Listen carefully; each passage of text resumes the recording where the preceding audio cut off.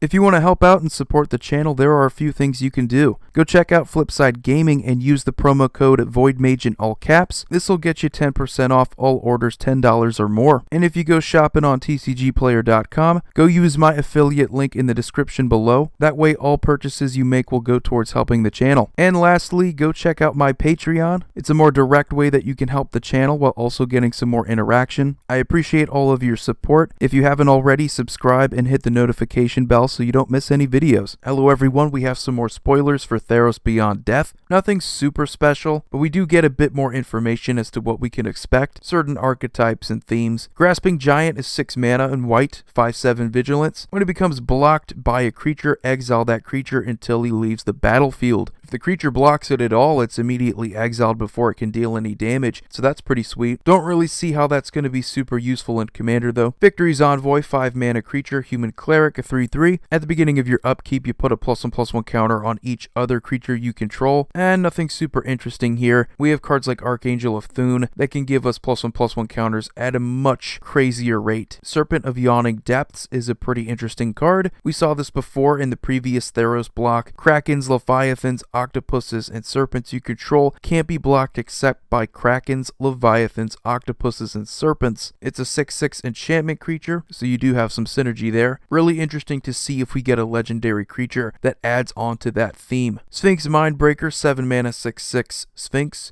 Flying, when it enters the battlefield, each opponent puts the top 10 cards of their library into their graveyard. I'm not used to seeing the mill strategy with Sphinxes, so that's a pretty interesting card. Demon of Loathing, 7 mana black demon, 7/7 flying trample. Whenever it deals combat damage to a player, that player sacrifices a creature. Pretty boring ability, basically 1/2 of a Thraxamundar. Don't really see this having any kind of significance in Commander. Underworld Sentinel, 5 mana black creature, 4/5 skeleton soldier. Whenever it attacks, exile target creature card from your graveyard, and when the Sentinel dies, put all cards exiled with it onto the battlefield. This is actually really cool. It's a way for you to potentially get cards back from your graveyard. Incredibly risky though, because it has to die in order for you to get those cards back. I would say it's a maybe for Commander, but it only exiles creatures. Would have been a lot better if you could exile other cards. Then we have Deathbellow War Cry. This is another interesting card. 8 mana red sorcery. Search your library for up to 4 Minotaur creature cards with different names and put them onto the battlefield. So we have another tribal theme here in Minotaurs. I'm not the biggest fan of tribal decks now. It just seems to be creatures that share the same type that are only really good at combat. There's no unique mechanics, and unfortunately Minotaurs kind of fall into that category. This is interesting though, allowing you to cheat them into play. For a whopping 8 mana, it probably should. Terror of Mount Velus, 7 mana, red dragon, flying double strike 5/5. When it enters the battlefield, creatures you control gain double strike until end of turn. Really sweet for dragon decks. You get another good red dragon. I could definitely see this in some